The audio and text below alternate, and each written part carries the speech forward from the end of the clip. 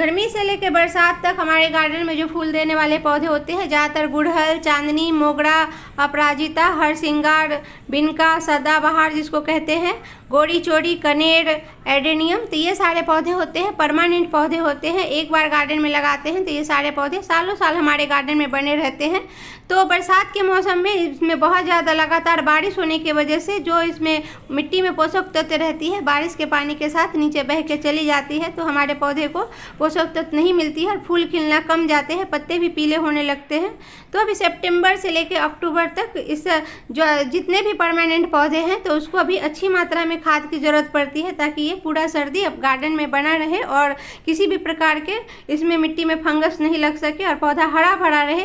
तो विंटर में वैसे जो पौधे होते हैं तो ये सारे पौधे की खाद की ज़रूरत नहीं पड़ती है। ज़्यादातर एडेनियम के पौधे में सितंबर में अगर खाद देते हैं तो फिर इसको मार्च के महीने में खाद की ज़रूरत पड़ेगी, फिर इसमें कोई खाद 3-4 महीने की ज़रूरत नहीं पड़ती है। जो परमानेंट पौधे होते हैं तो उसको सितंबर से अक्टूबर तक खाद दे देते हैं, तो फिर इसमें पूरा सर्दी किसी भी प्रकार की कोई खाद की ज़रूरत नहीं पड़ती है। चाहे तो लिक्विड फर्टिलाइज़र कभी कभार ही दे, नहीं तो वरना इसमें किसी प्रकार की कोई खाद नहीं देंगे तो अच्छा रहता है। पर इस समय जो होते हैं जो बारिश के बाद हमारे जो जितने भी पौधे गार्डन में लगे हैं सभी को खाद देने की ज़रूरत पड़ती है। सभी पौधे को अच्छी तरह से फर्टिलाइज़र देंगे ताकि ये पूरा विंटर में भी फ्लावर्स करते रहे। पर विंटर में इसमें फूलों की संख्या कम जाते हैं, पर सही ढंग से अगर इसको फर्टिलाइज़र देते हैं, केयर करते हैं इस टाइम, तो पूरा विंटर इसमें भी फूल अच्छी मात्रा में ही आते हैं। गुड़हल के पौधे में फ्लावर्स की संख्या कम जाती है पर पूरा साल इसमें फूल आते हैं। सर्दी से लेके बरसात हो चाहे गर्मी हो हर समय इसमें फूल आते हैं, पर सर्दी में इसमें फूलों की संख्या कम जाते हैं। तो नमस्ते फ्रेंड्स, मेरे चैनल में आपका स्वागत है। तो आज के वीडियो में शेयर करूं मैं जो इस टाइम जो फर्टिलाइज़र देंगे तो ऐसा ताकतवर फर्टिलाइज़र बनाएंगे ताकि हमारे पौधे में 4-5 महीने खाद की ज़रूरत नहीं पड़े और फिर इसमें जब गर्मी की शुरुआत होगी मार्च अप्रैल में तभी खाद की ज़रूरत पड़ती है। तो इस समय बरसात के पानी लगातार बारिश होने की वजह से जो हमारे मिट्टी में होते हैं सारे फर्टिलाइज़र तो वो बह के चले जाते हैं और पौधे जब बारिश होते हैं तो हरे भरे रहते हैं, पर जब बारिश थम जाते हैं तो तेज़ धूप में देखेंगे कि पौधे काफ़ी लगी हो जाते हैं, पत्ते पीले होने लगते हैं, फूल खिलना बंद हो जाते हैं। तो इस समय हर पौधे को कटाई छटाई भी कर सकते हैं और सभी पौधे की गुड़ाई की ज़रूरत पड़ती है। अच्छी तरह से गुड़ाई करके और अच्छी तरह से सॉलिड फर्टिलाइज़र देंगे ताकि इसमें फिर सर्दी में फर्टिलाइज़र की ज़रूरत नहीं पड़ेगी। तो जो यहाँ पर मैंने खाद बनाया है तो उसमें सबसे पहले सड़ी हुई गोबर की खाद लिए हैं, तो इसके जगह आप वर्मी कंपोस्ट ले सकते हैं, पर गोबर की खाद बहुत ही अच्छा रहता है। सबसे अच्छा पौधे के लिए जो खाद होता है गोबर की खाद ही होता है। तो गोबर की खाद में सबसे ज़्यादा नाइट्रोजन की मात्रा होती है जो कि पत्ते को जो पीले होते हैं तो उसे बचा के रखता है, पौधे का ग्रोथ अच्छा होता है और पौधे हरे भरे बने रहते हैं। तो पौधा जब स्वस्थ रहेगा तो उसमें फल फूल जरूर ही आएंगे। और उसमें एप्सम सॉल्ट थोड़ा सा मात्रा में मिलाए हैं, तो एप्सम सॉल्ट इसलिए मिलाते हैं ताकि पत्ते में चमक बनी रहे, पौधा अगर हमारे शौक में चला गया है तो उसे भी बचा रहे। और उसमें नीम की खली जरूर मिला, तो नीम की खली जब मिट्टी तैयारी करते हैं तब भी मिलाते हैं। तो नीम की खली से मिट्टी में अगर किसी भी प्रकार का फंगस लगा हो तो भी ये बचाता है। तो बरसात के बाद अगर गमले में पौधे लगे हैं तो उसको देख सकते हैं, नोटिस कर सकते हैं, जब या तो पौधे की मिट्टी बहुत जल्दी सूख जाती है काफ़ी तेज़ धूप से, या तो किसी गमले की मिट्टी जब नहीं सूखती है गीली ही रहती है, तो धूप होने के बावजूद भी गीली रहती है, तो वो मिट्टी में फंगस लग चुका होता है। तो नीम की खली उससे बचाता है। और उसके बाद थोड़ा सा मात्रा में चाय पत्ती लेंगे, तो यहाँ पर मैंने फ्रेश वाले चाय पत्ती लिए हैं। आप चाहे तो जो चाय पत्ती यूज करते हैं तो उसको अच्छी तरह से सुखा के ले, धो के सुखा के फिर यूज करें। तो चाय पत्ती में जो होते हैं NP की मात्रा अच्छा होता है और इसमें ये मिट्टी जो एल्कलाइन हो जाता है उसको एसिडिक बनाता है जिसमें कि फूल आने में मदद करता है। तो चाय की पत्ती पौधे के लिए बहुत ही अच्छा फर्टिलाइज़र है, इसमें बहुत ही जल्दी में से फूल आ जाते हैं।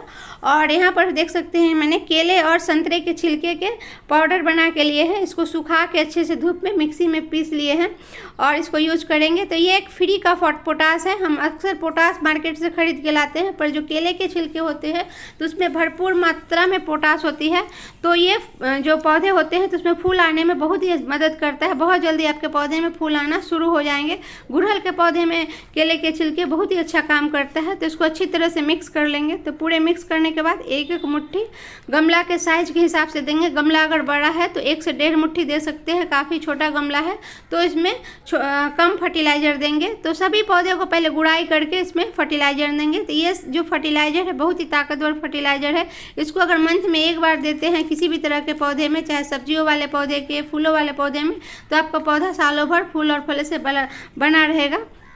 तो इसको एडेनियम के पौधे में दे सकते हैं, चांदनी, मोगरा, जो परमानेंट पौधा है, सब्जियों वाले पौधे हैं तो सभी में देंगे। तो यहाँ देख रहे हैं हिबिस्कस के पौधे मेरा काफ़ी बारिश के पानी मिलने से ग्रोथ बहुत अच्छा था, पर इसमें किसी भी तरह का फूल नहीं आ रहे थे, तो इसको मैंने प्रूनिंग कर दिए है। और प्रूनिंग करने के बाद जहाँ से किया वहाँ फंगीसाइड पाउडर जरूर लगाए, या हल्दी पाउडर भी लगा सकते हैं।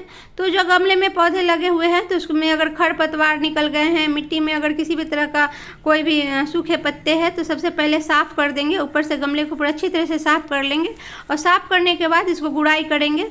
तो लगातार बारिश होने की वजह से देख सकते हैं पूरा मिट्टी नीचे बैठ गए हैं, तो इसमें देख रहे हैं। तो या तो इस तरह से अगर छोड़ देंगे तो ये इसमें पौधे का ग्रोथ रुक जाएगा, या ज़्यादा नमी बढ़ने रहने की वजह से मिट्टी में फंगस लगने से हमारे पौधे सूखने लगते हैं और ख़राब हो जाते हैं। तो इसको अच्छी तरह से गुड़ाई करेंगे। तो गुड़ाई करने से जो मिट्टी होगी तो उसमें नीचे हवा जाएगी, ऑक्सीजन की मात्रा जाएगी, और जो जड़ें होंगे तो वो मजबूत होंगे और किसी भी प्रकार का फंगस लगने से भी बचेगा।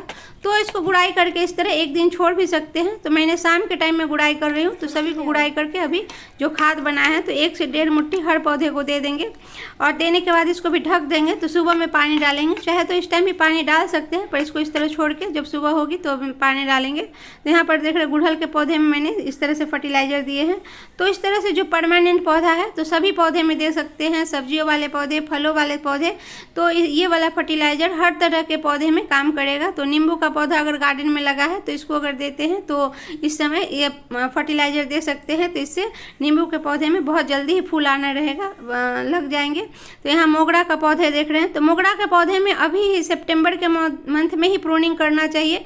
उसके बाद विंटर में इसमें किसी भी तरह का प्रूनिंग नहीं करना चाहिए, ना ही किसी को विंटर में किसी भी प्रकार के खाद की ज़रूरत होती है, क्योंकि यह पौधा विंटर में इसमें फ्लावर्स नहीं करते हैं। तो सितंबर के महीने में ही इसको फर्टिलाइज़र दे देते हैं। फिर इसको फरवरी से मार्च में इसको फर्टिलाइज़र की ज़रूरत पड़ती है।